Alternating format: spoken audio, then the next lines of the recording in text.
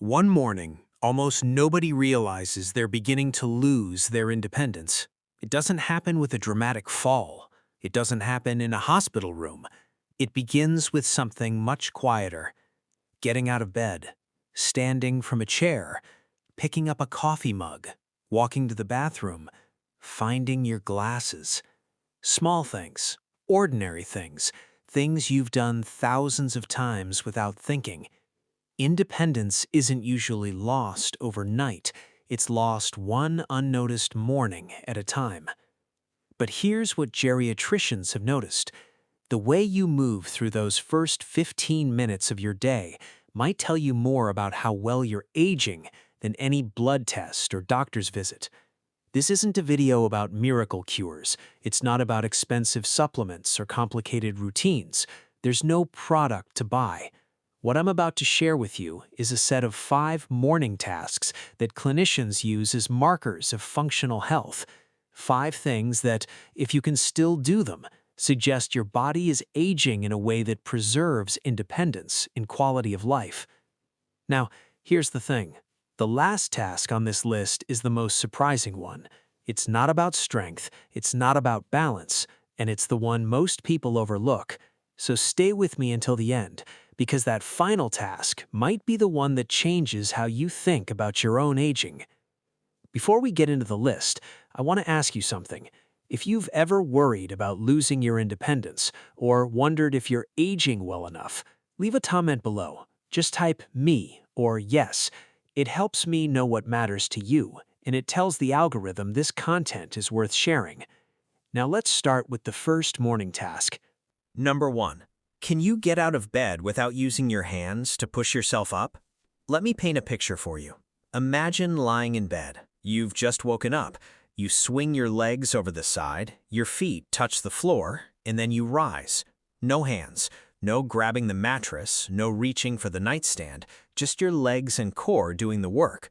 That simple motion might tell you more about your physical health than you'd think. Researchers often refer to this as the supine-to-stand test, a closely related movement that assesses the same underlying strength and coordination. It's a measure of core strength, leg strength, and vestibular function. Evidence from the European Journal of Preventive Cardiology found that the ability to get up from the floor without using your hands is associated with lower mortality risk. It's not about being athletic, it's about whether your body has maintained the basic muscular coordination needed for independent living. Here's what happens when you get out of bed. Your abdominal muscles contract to pull your torso forward, your hip flexors engage to bring your legs over the edge, your quadriceps and glutes activate to push you to a standing position.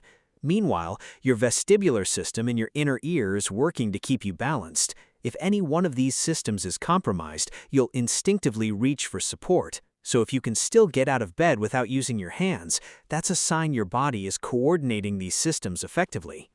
Consider someone like Eleanor. She's 79 years old, a retired school teacher. She lives with her daughter's family now after her husband passed. Every morning she wakes up, swings her legs over the side of the bed, and stands up. No hands, no hesitation. Her daughter once asked her how she does it. Eleanor said, "I just do. I don't think about it." Her daughter worries about her living independently, but every morning Eleanor quietly reminds her that small daily habits have kept her strong. That's the thing about healthy aging. The people who do it well don't overthink it. Their bodies have maintained the baseline strength that keeps them independent. But for others, that simple motion becomes a challenge, and that challenge is often the first sign that something is changing. But strength isn't actually the best predictor in the morning. The next sign surprises almost every doctor who teaches geriatrics. Number 2. Can you stand up from a chair without using your arms to push off? This is another test that specialists use to assess lower body strength and balance. It's called the chair stand test. The American Geriatric Society recommends this test as a simple way to evaluate fall risk in older adults. Here's what the data says. A study published in the Journal of the American Geriatric Society found that people who need to use their arms to stand from a chair are significantly more likely to experience falls. and falls are the leading cause of injury-related hospitalizations among adults over 65. In other words, one unexpected fall can begin a chain of events that makes independent living much harder. Now, I want you to try something. Right now, if you're sitting, stand up, but don't use your arms. Just push through your feet and stand. Did you do it? Did you wobble? Did you feel a need to reach for something? If you did, that's not a failure. It's data. It's information about where your body might be compensating, and compensation means there's an opportunity to strengthen those systems. Think of it like this. When you stand from a chair, your quadriceps, hamstrings, glutes, and core all work together. Your balance systems stabilize your body as you rise. When you use your arms to push off, you're bypassing those muscle groups. You're compensating. And over time, compensation leads to deconditioning, which leads to more compensation. It's a downward spiral that often goes unnoticed until a fall happens. So if you can stand up from a chair without using your arms, that's a sign your lower body strength and balance are intact, and that's something worth paying attention to. Most people don't notice this until they deliberately try standing without using the armrests. That's when they realize how much they've been compensating. It's not about being perfect, it's about noticing. But even if you can stand from a chair, there's something else that happens in the morning that might surprise you. Something about your hands. Number 3. Can you grip a coffee mug without your hands trembling? This one might seem trivial, but grip strength is actually one of the most powerful predictors of health in older adults. Data from the PURE study, published in the Lancet, found that grip strength was a stronger predictor of some cardiovascular outcomes than blood pressure in that analysis. Think about that. Your handshake might tell doctors more about your heart health than the cuff on your arm. Why does grip strength matter so much? It's not because your hands are doing anything special. It's because your muscle health is a marker of overall muscle health. When your muscles start to weaken, it happens everywhere, but it's most noticeable in your hands. A weak grip means your body is losing muscle mass, and muscle mass is what keeps you active, independent, and healthy. So when you pick up that coffee mug in the morning, pay attention. Is your grip firm and steady, or is there a tremor? If your grip is strong, it's a good sign your muscles are holding up well. Most people think healthy aging is measured by how much you can lift. In reality, it's often measured by the ordinary things you never think about, like picking up a cup of coffee. Consider someone like Frank. He's 71 years old, a retired postal carrier. He noticed his hands trembling when he held his coffee mug. He thought it was just aging. He thought it was normal, but it wasn't. He didn't mention it to his doctor. He ignored it, and by the time he did bring it up, his balance had also started to decline. Frank worked with his healthcare team and began a strength training program to improve his overall muscle function. His grip became stronger, and everyday tasks felt easier, even though he still experienced some tremor. He told me, "I just wish I'd paid attention sooner." Here's a practical tip. Squeeze a soft ball or a rolled-up towel every day for a few minutes. It's simple, it doesn't require equipment, and it can make a real difference in maintaining your grip strength. But even if your grip is strong, there's another morning movement that researchers say might be the most reliable marker of aging. Number 4. Can you walk from your bed to the bathroom without shuffling or holding on to the wall? Gait speed, or how fast you walk, is one of the most reliable markers of aging. A landmark study by researchers Studensky and colleagues, published in JAMA in 2011, tracked thousands of older adults and found that gait speed was a consistent predictor of survival. Specifically, people who walk slower than 1 meter per second are at higher risk of functional decline. Let me put that in human terms. Imagine walking through a grocery store parking lot before the crossing signal changes. That's roughly the pace researchers are talking about. 1 meter per second, about as fast as crossing the street when the light is about to turn. Walking is something we do automatically. We don't think about it. But when you walk, your brain is coordinating a complex sequence of actions. Your foot lifts, swings forward, and lands. Your opposite arm swings to counterbalance. Your eyes scan the environment for obstacles. Your vestibular system maintains your orientation. If any part of this system slows down or becomes less efficient, your walking speed slows. And that slowing is a signal that your brain and body aren't communicating as well as they used to. Here's a challenge for tomorrow morning. When you wake up, walk to the bathroom at your normal pace. Notice what you do. Do you hold the wall? Do you take small, shuffling steps? Or do you walk with a confident stride? If you're still walking at that 1 meter per second pace, you're on track. But if you've slowed down, it's worth paying attention to.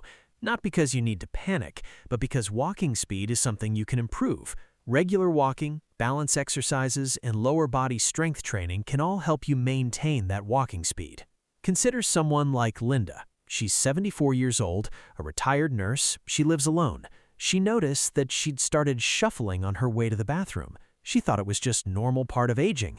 She didn't mention it to anyone, but her daughter noticed. Her daughter encouraged her to see a doctor. Linda was diagnosed with early-stage peripheral neuropathy, a condition that affects the nerves in her feet. It wasn't just normal aging. It was a treatable condition. Linda started physical therapy. 6 months later, she still walks more slowly than she used to, but she no longer needs to hold on to the hallway wall. Linda smiled and said, "I may be slower now, but I don't feel afraid to walk to the bathroom anymore." So by now, you've done 4 things. You've gotten out of bed, you've stood from a chair, you've gripped your coffee mug, you've walked to the bathroom. But there's a 5th morning task, and it's the most surprising one. Number 5. Can you remember where you put your glasses, or your keys, or your phone? And can you find them within a few seconds? Before we get into this, try something with me. Close your eyes. Picture your kitchen counter right now. What's on it? Is there a coffee mug, a phone charger, a set of keys? If you can picture it clearly, that's a sign your brain is doing something important. But if the image is blurry, or you can't recall what's there, that's also information. Now, back to the task. This isn't about having a perfect memory. It's about what researchers call cognitive reserve. Cognitive reserve is your brain's ability to adapt and find alternative ways to solve problems. When you lose your keys, your brain runs a search. Where was I? What was I doing? When did I last have them? If your cognitive reserve is strong, you'll recall the location quickly. If it's weakened, you'll search aimlessly. Long-term studies from the Rush Alzheimer's Disease Center in Chicago have found that cognitive reserve is one of the most important factors in protecting against cognitive decline. People with higher cognitive reserve are less likely to develop dementia, even if their brains show signs of pathology. And here's something you might not know. Cognitive reserve isn't just about intelligence or education, it's about mental activity, challenging your brain, learning new things, engaging in complex conversations. All of these activities build cognitive reserve.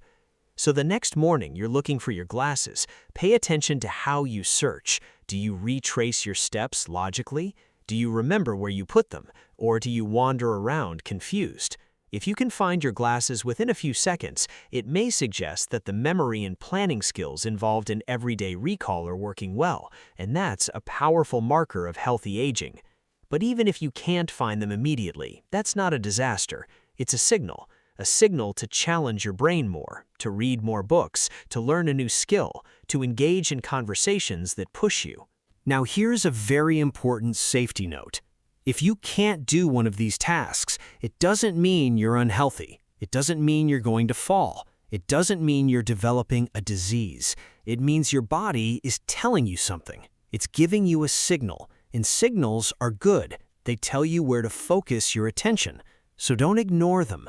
Talk to your doctor. Mention what you've noticed and ask if there are exercises or treatments that could help.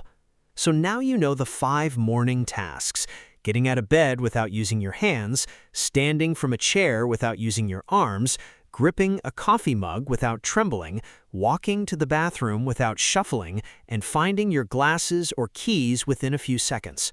5 simple things, but together they paint a picture of how your body is holding up.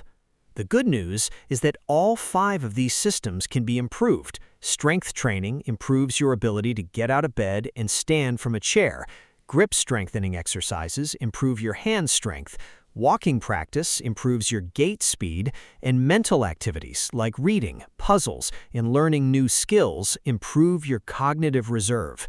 You don't need to master all 5 this week. Improving even one of these areas can make everyday life a little easier. Here are 5 practical strategies you can start today. 1. Practice getting out of bed without using your hands. Try it this week. If it's difficult, practice a few times. 2. Stand up from your chair without using your arms. Start by moving to the edge of the seat and leaning forward before standing. 3.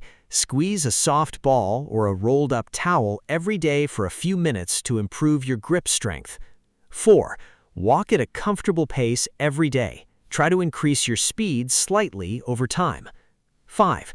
Challenge your brain every day. Do a crossword puzzle, read a book, learn something new.